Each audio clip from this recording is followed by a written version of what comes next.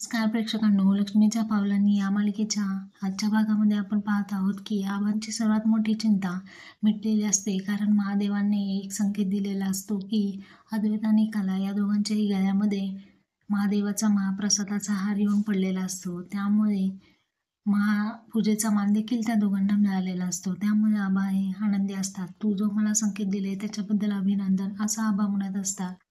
पुढे ते म्हणतात की या दोघांना एकत्र संसार होऊ दे, आशीर्वाद मिळू दे, असं म्हणत मोठमोठ्याने हर हर महादेव हे सर्वजण म्हणत असतात. तर इकडे सोमवार आबांनी काजलला घरी सोडवण्याची जबाबदारी दिलेली असते. तेव्हा काजल सोहमला म्हणते की थँक्यू सो मच सोहम, तू मला घरी सोडायला येतोय. सोहम म्हणतो की हे बघ, पहिली गोष्ट म्हणजे आबांनी मला तुला सोडायला सांगितलंय म्हणून मी तुझ्यासोबत येतोय.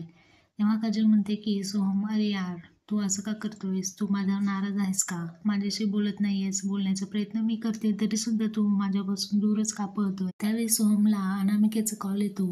अनामिकेचा कॉल उचलत सोहम विचारतो की अनामिका, तू कॉल केला अचानक? तेव्हा ती म्हणते की अरे यार सॉरी, हा खरं तर मला कार्यक्रमात यायला नाही जमलं. बाय द वे, कार्यक्रम कसा झाला?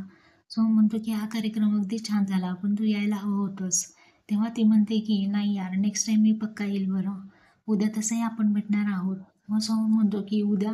तर अनामिका म्हणते अरे सॉरी यार, मी तुला सांगायलाच विसरले की उद्या आपण भेटतोय. उद्या आपण भेटणार आहोत, चालेल ना तुला? मग सोहम म्हणतो काही प्रॉब्लेम नाही, येईल मी. मग अनामिका फोन ठेवते. मग काजल पुन्हा सोहमला विचारते की सोहम, अरे असं काय करतोयस? तू माझ्याशी बोलत नाहीये, इतकं का टाळतोय? सोहम म्हणतो हे बघ गुंडेश्वर. मग इतक्यात तो सॉरी म्हणून पुन्हा म्हणतो की काजल, हे बघ, आबांनी मला तुला घरी सोडायची जबाबदारी दिली आहे व ती फक्त मला पार पाडू देत. व असं बोलून तिथून तो निघून जातो. काजल विचार करते, बाय द वे, ही कोण आहे मुलगी? अनामिका. सोहम मला भेटण्याचं टाळतो, इग्नोर करतोय, हा हिच्या प्रेमात तर नाही ना पडला, असं ती विचार करत असते. इकडे आपण पाहत आहोत की कला आणि अद्वैत दोघेही एकाच रूममध्ये असून पहिल्यांदा असं झालेलं असतं की दोघेही खूप शांत शांत असतात आणि दोघांनाही आपोला पकडलेला असतो. तेव्हा आता कला तिचं अंथरूण टाकते, अद्वैतही त्याचा बेड व्यवस्थित करतो. कला अद्वैतला सांगते की चांदेकर, माझं झालंय, तू लाईट्स ऑफ करून घे. तशीच कला पडून राहते आणि विचार करत असते की अद्वैतने जो काही नवीन नियम काढलाय त्याबद्दल आता तिला भीती वाटत असते. जो समानता आणि भिन्नता, जो त्याने नियम काढलेला असतो की ज्या गोष्टी समान आहेत त्या लिहायच्या, भिन्न आहेत त्या पण लिहायच्या, आणि जर भिन्नता आमच्यामध्ये दोघांमध्ये जास्त आढळली तर आपण म्युच्युअल अंडरस्टँडिंगने वेगळं व्हायचं, असा निर्णय अद्वैतने घेतलेला असतो. अद्वैतला सोडून निघून जावं लागेल. कला या सर्व गोष्टींचं जाम टेन्शन आलेलं असतं. कलाला खूप विशेष काळजी वाटत असते की अद्वैत माझ्यापासून दूर होण्याचा विचारही करतोय आणि एका ठिकाणी तो मला माझी काळजी घेतोय, मला वाचवलं देखील त्याने, माझं दुकान वाचवलं, गणपतीच्या मूर्ती वाचवल्या, स्वतःच्या जीवावर खेळून मला त्याने त्या आगीतून वाचवलं, माझ्या घरच्यांची बाजू घेतली.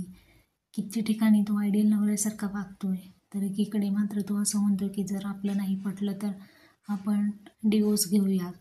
मग कलाला करायला काही मार्ग नसतो. इतक्यात या सर्व गोष्टींचा विचार करत कला खाली आलेली असते.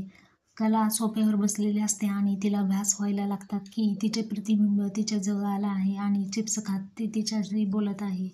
कला तिला विचारते, तू इथे काय करतेस? तेव्हा प्रतिबिंब म्हणते की अगं, मला यावं लागलं कारण तू जो विचार करत आहेस ना, एवढा विचार करते, त्यामुळे मला इथे यावं लागलं. मग कला म्हणते, हो, माझा जरा गोंधळ उडालाय.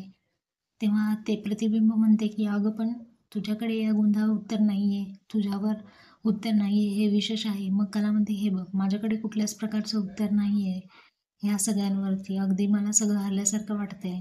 कला तिला म्हणते की अगं, तू एक काम कर ना, जरा रिलॅक्स होण्याचा प्रयत्न कर. किती मोठा विचार करते आहेस तू? हवं तर एक काम कर, थोडेसे चिप्स खा आणि तुला अजून काहीतरी सुचेल. तेव्हा कला म्हणते की अगं, तू सांग ना, मी काय करू?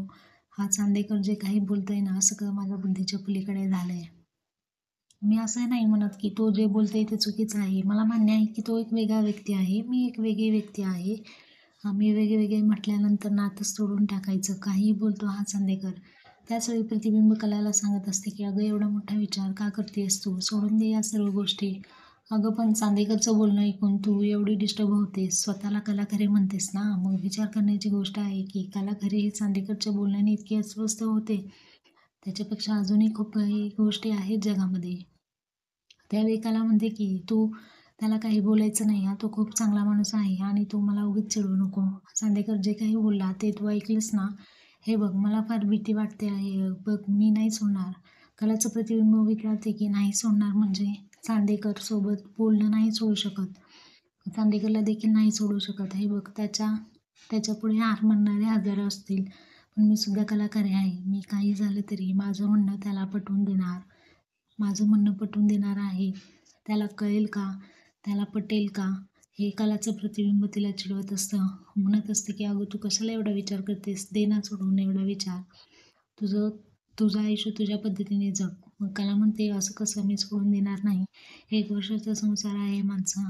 मी तर नाही सोडू शकत. काही झालं तरी सोडणार नाही आहे. कलाचं प्रतिबिंब म्हणतं आहे, बघ बाई, खूप अवघड आहे. चांदेकर नाही तर तू त्याच्यासोबत आयुष्यभर राहण्याचं जे स्वप्न बघते ना, त्यातून तुलाच प्रॉब्लेम व्हायला लागतील. बघ मग, काही प्रॉब्लेम होणार असेल तर चांदेकरसोबत राहायचं हे माझं पक्के आहे, असं कला म्हणते. कलाचं प्रतिबिंब म्हणते की चल मग लागा आता खरे कामाला. तुम्ही आता चांदेकर नावाच्या मांजराच्या गळ्यात तुम्हाला घंटा बांधायची आहे की नाही? म्हणजे प्रवास थोडा करते